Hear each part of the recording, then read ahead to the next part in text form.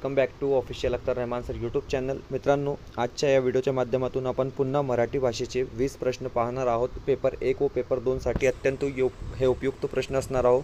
मराठी भाषा 1 असो किंवा मराठी भाषा 2 असो, प्रत्येक प्रश्न जे आहे ते परीक्षेच्या दृष्टीने फार उपयुक्त असे हे प्रश्न असणार आहे. तर चला मित्रांनो, व्हिडिओ सुरू करूया. व्हिडिओ सुरू करण्या अगोदर आपण जर आमच्या चॅनलवर नवीन असाल तर प्लीज चॅनलला सबस्क्राईब करा. साईडच्या जे बेल आयकॉन आहे त्याला देखील प्रेस करा, जेणेकरून आपल्याला अशाच प्रकारचे व्हिडिओ वेळेवर पाहायला मिळेल.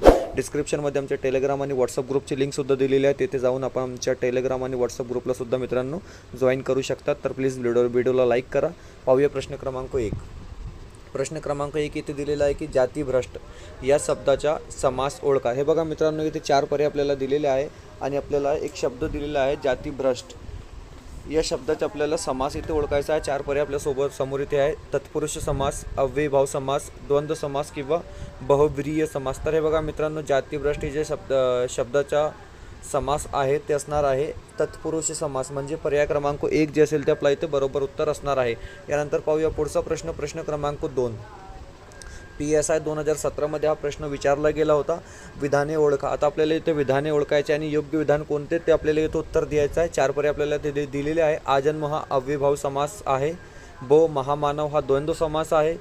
क तोंडपाठ तत्पुरुष समास आहे किंवा ड श्वेतकमल हा बहुव्रीही समास आहे. तर मित्रांनो, अशा प्रकारे इथे आपल्याला 4 पर्याय दिलेले आहे आणि आपल्याला इथे योग्य पर्याय ओळखायचा आहे. तर हे बघा मित्रांनो, येथे जे योग्य उत्तर असणार आहे, आपण पुन्हा पाहूया प्रश्नांना. आजन्म हा अव्ययीभाव समास आहे, बरोबर आहे. महामानव हा द्वंद्व समास आहे, चुकीचा आहे. तोंडपाठ हा तत्पुरुष समास आहे, हे सुद्धा बरोबर आहे. श्वेतकमल हा बहुव्रीही समास आहे, तर हे चुकीचे आहे. तर हे बघा मित्रांनो, येथे आपल्याला जे योग्य उत्तर असणार आहे ते असणार आहे प्रश्न क्रमांक 2, म्हणजे अ व क बरोबर आहे. बाकीचे 2 जे आहे ते चुकीचे इथे दिलेले आहे. यानंतर पाहूया पुढचा प्रश्न. प्रश्न क्रमांक 3. प्रश्न क्रमांक 3 इथे विचारलेला आहे की हे बघा, इथे आम्ही जातो आमच्या गावा वाक्यातील उद्देश कोणते. हे बघा, आपल्याला वाक्यातील इथे उद्देश ओळखायचा आहे. प्रत्येक प्रश्न आपल्यासमोर तेच प्रश्न आमच्या चॅनलच्या माध्यमातून आम्ही आणत असतो की जे प्रश्न इतर विविध स्पर्धा परीक्षेत विचारले गेलेले प्रश्न आहे तेच प्रश्न तुमच्यासमोर आम्ही आणत असतो. कारण TETच्या परीक्षेत तेच प्रश्न वारंवार विचारले जातात. जे इतर स्पर्धा परीक्षेत जे प्रश्न विचारले जातात तेच परीक्षेत आपल्याला पाहायला मिळणार आहे. हे बघा, आम्ही जातो आमच्या गावा या वाक्यातील उद्देश कोणता. तर हे बघा, 4 पर्याय आपल्याला इथे दिलेले आहे. गावा, आम्ही, जातो किंवा आमच्या. तर हे बघा मित्रांनो, याचे जे योग्य उत्तर असणार आहे ते असणार आहे पर्याय क्रमांक 2, म्हणजेच आम्ही. यानंतर पाहूया पुढचा प्रश्न. प्रश्न क्रमांक 4. प्रश्न क्रमांक 4 इथे दिलेला आहे की अव्ययालाच डॅश डॅश म्हणतात. हे बघा मित्रांनो, इथे प्रश्न विचारलेला आहे की अव्ययाला काय म्हणतात. PSI 2011 हा प्रश्न विचारला गेला होता. 4 पर्याय आपल्याला ते दिलेले आहेत. विकारी पद, अविकारी शब्द किंवा विकृती. तर हे बघा, अव्ययालाच अविकारी शब्द असे म्हणतात, म्हणजे पर्याय क्रमांक 4 जे असेल ते आपला बरोबर उत्तर इथे ठरणार आहे. यानंतर पाहूया पुढचा प्रश्न. प्रश्न क्रमांक 5. प्रश्न क्रमांक 5 इथे विचारलेला आहे की पुढील वाक्याचा प्रकार ओळखा. जे चकाकते ते सोने नसते. हे आपल्याला इथे वाक्य दिलेलं आहे. जे चकाकते ते सोने नसते. इथे आपल्याला या वाक्याचा प्रकार ओळखायचा आहे. 4 पर्याय आपल्याला इथे दिलेले आहे. केवल वाक्य, मिश्र वाक्य, संयुक्त वाक्य किंवा प्रधान वाक्य. तर हे बघा मित्रांनो, हे जे असणार आहे ते असणार आहे आपले केवल वाक्य, कारण एकच वाक्य इथे दिलेलं आहे. एकच उद्देश, एकच विधेय इथे आहे. तर केवल वाक्य हे असणार आहे पर्याय क्रमांक 1 जे असेल ते आपला इथे योग्य उत्तर असणार आहे. यानंतर पाहूया पुढचा प्रश्न. प्रश्न क्रमांक 6.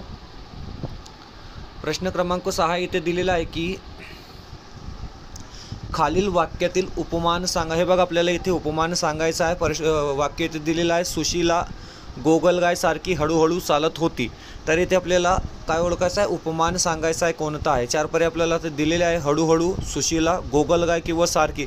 तर हे बघा मित्रांनो, याचे जे योग्य उत्तर असणार आहे ते असणार आहे पर्याय क्रमांक 3 गोगलगाय, कारण गोगल काय आहे तर इथे उपमान आहे. यानंतर पाहूया पुढचा प्रश्न. प्रश्न क्रमांक 7.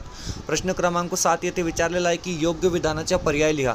हे बघा, 4 विधान इथे आपल्याला दिलेले आहे. 1 विधान बरोबर आहे आणि 3 विधान चुकीचे येथे दिलेले आहे. काळजीपूर्वक हा प्रश्न तुम्ही पाहून घ्या. पहिला इथे दिलेला आहे की आर्य मात्रा वृत्तावर एकूण 30 मात्रा असतात. मुक्त छंदात यमकाचे बंधन असते. अक्षर गणवृत्तात 12 गण असतात किंवा गुरु अक्षराची एक मात्रा समजतात. तर हे बघा मित्रांनो, येथे जे योग्य उत्तर असणार आहे ते असणार आहे पर्याय क्रमांक 1. बाकी 3 जे दिलेले आहे ते चुकीचे येथे विधान दिलेले आहे, कारण आर्य मात्रावृत्तावर एकूण 30 मात्रा असतात, हे फक्त बरोबर येथे असणार आहे. यानंतर पाहूया पुढचा प्रश्न, प्रश्न क्रमांक 8. प्रश्न क्रमांक 8 येथे दिलेला आहे की पुढील वाक्यात शेवटी विरामचिन्ह द्या.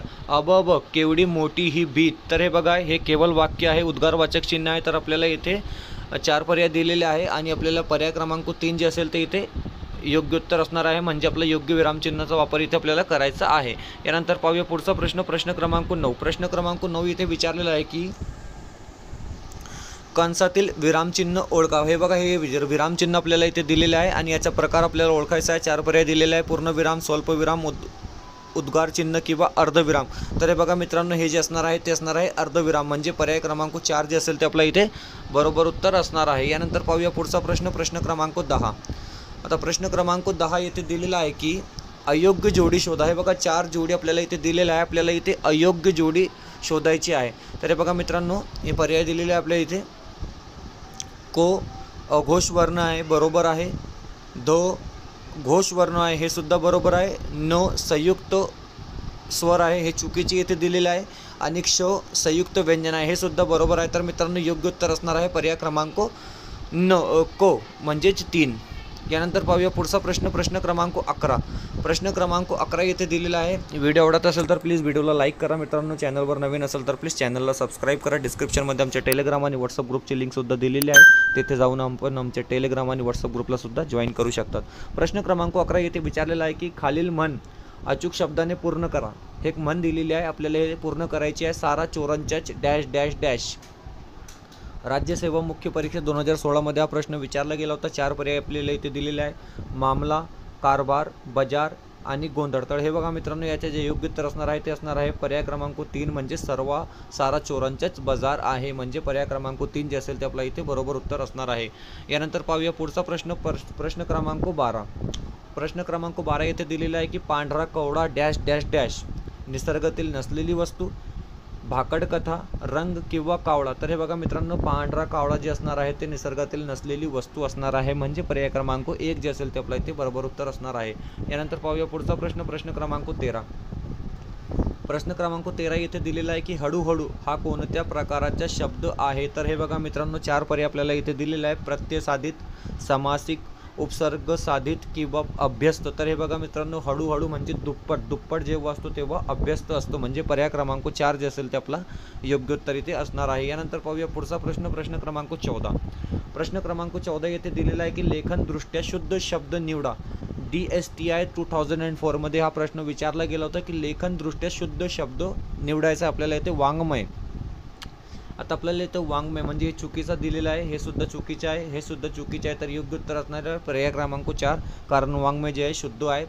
प्रश्न क्रमांक 14चा 4. ओके. यानंतर पाहूया पुढचा प्रश्न, प्रश्न क्रमांक 15. असे सुद्धा प्रश्न TETच्या परीक्षेत विचारले जातात. मागच्या वर्षी विचारला गेला होता की मोराचा आवाज म्हणजे काय. तर मोरांचा जसा केकराव असतो त्याचा विजेचा आपल्याला इथे डॅश डॅश डॅश दिलेला आहे. गडगडाट, कडकडाट, खनखनाट किंवा छनछनाट. तर हे बघा मित्रांनो, विजेचा जे असतो ते असतो कडकडाट, कारण ढगाचा गडगडाट असतो, हे तुम्ही लक्षात ठेवा. विजेचा काय असणार आहे, कडकडाट असणार आहे, म्हणजे पर्याय क्रमांक 2 जे असेल ते आपल्या इथे बरोबर उत्तर असणार आहे. यानंतर पाहूया मित्रांनो, प्रश्न क्रमांक 16. अतिशय IMP हा प्रश्न असणार आहे परीक्षेच्या दृष्टीने.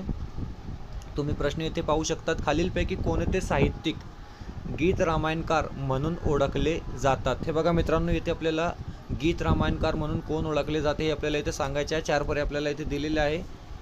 ग.दी. माडगुळकर, वि.स. खांडेकर, विश्वास पाटील किंवा गोपाळ नरहर नातू. तर हे बघा मित्रांनो, याचे जे योग्य उत्तर असणार आहे ते असणार आहे पर्याय क्रमांक 1, गंगाधर दिगंबर माडगुळकर, म्हणजेच प्रश्न क्रमांक 16चा जे आपला योग्य उत्तर असणार आहे ते असणार आहे पर्याय क्रमांक ओ. यानंतर पाहूया पुढचा प्रश्न, प्रश्न क्रमांक 17. अतिशय IMP हा प्रश्न सुद्धा आहे. ज्ञानपीठ पुरस्कार प्राप्त करणारे पहिले मराठी साहित्यिक कोण. तर हे बघा 4 पर्याय आपल्याला इथे दिलेले आहे. वि.वा. शिरवाडकर, वि.दा. कारंदीकर, भालचंद्र नेमाडे, वि.स. खांडेकर. तर योग्य उत्तर असणार आहे वि.स. खांडेकर, म्हणजे पर्याय क्रमांक 4. विष्णू सखाराम खांडेकर यांचे पूर्ण नाव आहे. त्यांना ज्ञानपीठ पुरस्कार प्राप्त करणारे हे पहिले मराठी साहित्यिक आहे. यानंतर प्रश्न क्रमांक 18. प्रश्न क्रमांक 18 येथे दिलेला आहे की मराठी गझल सम्राट म्हणून खालीलपैकी कोणाचा उल्लेख केला जातो. तर हे बघा 4 पर्याय आपल्याला इथे दिलेला आहे. कवी ग्रेस, सुरेश भट, बालकवी किंवा कुसुमाग्रज? तर हे बघा गझल सम्राट म्हणून ज्यांचा उल्लेख केला जातो त्यांचे नाव आहे सुरेश भट, म्हणजे पर्याय क्रमांक 2 जे असेल ते आपलं इथे बरोबर उत्तर असणार आहे. यानंतर पाहूया 19वा प्रश्न इथे विचारलेला आहे की मराठी भाषेतील पहिला ग्रंथ कोणता आहे? बघा मराठी भाषेतील आपल्याला इथे पहिला ग्रंथ कोणता आहे हे इथे आपल्याला सांगायचे आहे. 4 पर्याय आपल्याला इथे दिलेले आहे. विवेक सिंधू, ज्ञानेश्वरी, लीळाचरित्र किंवा भावार्थ दीपिका? तर हे बघा मराठीतील जे पहिले ग्रंथ असणार आहे ते असणार आहे विवेक सिंधू, म्हणजे पर्याय क्रमांक 1 जे असेल ते आपला इथे बरोबर उत्तर असणार आहे. पर्याय क्रमांक 1 जे असेल ते आपला इथे बरोबर उत्तर इथे असणार आहे. यानंतर पाहूया पुढचा प्रश्न, शेवटचा प्रश्न क्रमांक 20. प्रश्न क्रमांक 20 येथे दिलेला आहे की रामायण हा ग्रंथ कोणी लिहिला? 4 पर्याय आपल्याला इथे दिलेला आहे. वाल्मिकी, महर्षी व्यास, कालिदास किंवा बाणभट्ट? तर हे बघा रामायण हे जे ग्रंथ आहे ते वाल्मिकी यांनी लिहिलेलं आहे, म्हणजे पर्याय क्रमांक 1 जे असेल ते आपल्या इथे बरोबर उत्तर असणार आहे. मित्रांनो, असेच व्हिडिओ पाहण्यासाठी तुम्ही आमच्या चॅनलला सबस्क्राईब करा. व्हिडिओ आवडत असेल तर प्लीज व्हिडिओला लाईक करा. डिस्क्रिप्शनमध्ये आमच्या टेलिग्राम आणि व्हॉट्सअप ग्रुपची लिंकसुद्धा दिलेली आहे, तिथे जाऊन आपण आमच्या टेलिग्राम आणि व्हॉट्सअप ग्रुपला सुद्धा जॉईन करू शकतात. हे दररोज आम्ही जे प्रश्न तुमच्यासमोर असतात हे विविध पुस्तकांचा वापर करून आम्ही बेस्ट क्वेश्चन तुमच्यासाठी आणण्याचा प्रयत्न करत आहोत. भेटूया पुढच्या व्हिडिओमध्ये काही नवीन प्रश्नांसोबत.